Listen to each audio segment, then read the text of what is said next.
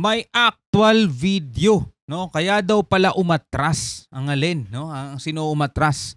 At reconnaissance aircraft ng Amerika nagbabala sa mga barko ng China. Yan ang ating panonoorin mga tol at bibigyan ng reaction video syempre mula rito kay John Reps mga kapatid. Huwag mo kakalimutan mag-subscribe sa kanyang YouTube channel. Nakalagay po ang link sa ibaba. At kung bago ka pa lamang dito at trip mo yung mga ganitong klaseng reaction video and commentary, lalong-lalo na partikular kapag usapang West Philippine Sea mga kapatid, huwag mo kalimutan mag-subscribe. Click mo na rin ang notification bell para ma-notify ka whenever na may mga bago tayong reaction na katulad nito. So wag na natin patagalin pa, panoorin na natin to mga tol.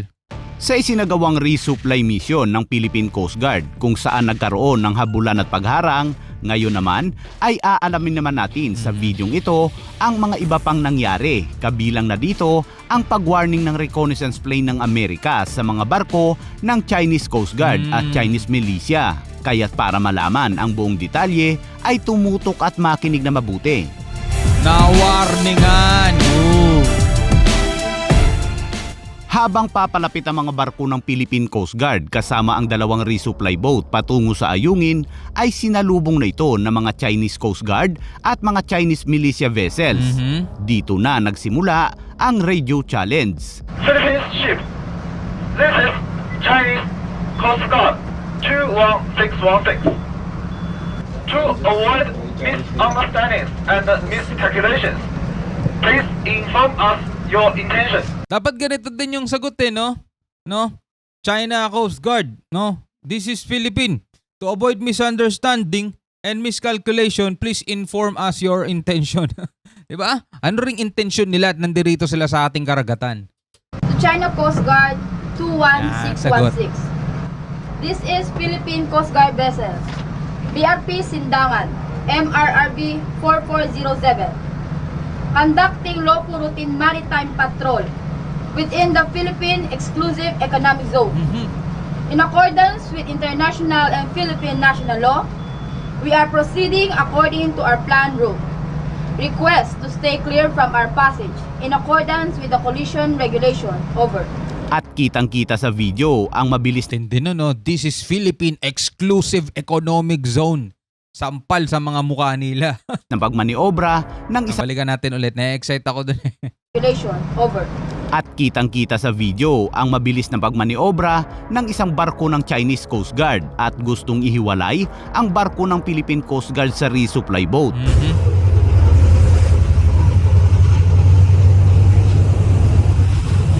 Grabe, no?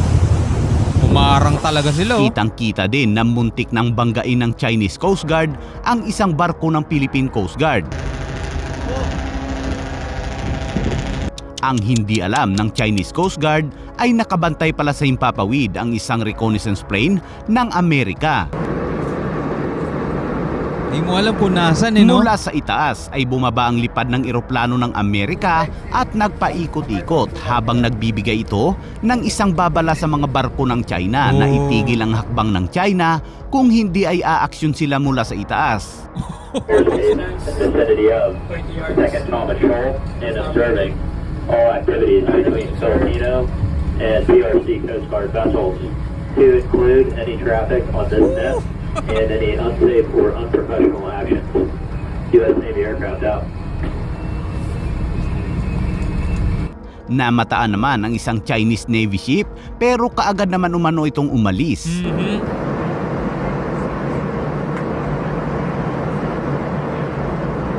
At maya-maya pa ay tuluyan nang naharang ng mga Chinese Coast Guard at mga Chinese militia vessels ang mga barko ng Philippine Coast Guard. Kaya't makikita sa videong ito na nakahinto na ang mga ito habang ang mga resupply boat ay nakalusot.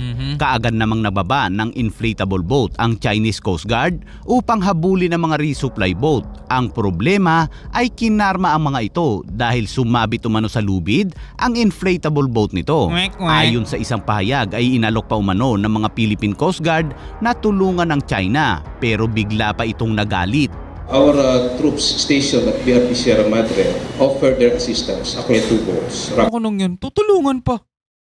Pakababait naman talaga natin. Troops stationed at BRP Sierra Madre offered their assistance across 2 boats, rubber boats. they proceeded to the area to help the RHIP of China. Of course, China refused. Mapapansin din ang mga barko ng Chinese militia na puno ng mga radar, kaya't magtataka ka na lang sa mga barkong ito na idinisenyo para sa pangisda pero mayroong iba't ibang mga radar na naka-install. Kaya nga kalokohan lang yung sinasabi nila na eto mga simpleng barkong pangisda lang to. Hindi. No, hindi basta-basta barkong pangisda lang 'yan. Gamit talaga nila 'yan. No, yan lang kumbaga parang nagtatago lang sa ganyan, pang front lang nila 'yan, pero ano rin 'yan, military ship din nila 'yan. Samantala, sa inilabas na statement ng China ay wala daw permiso sa kanila ang Pilipinas na papasok ang mga barko nito sa kanilang AEC.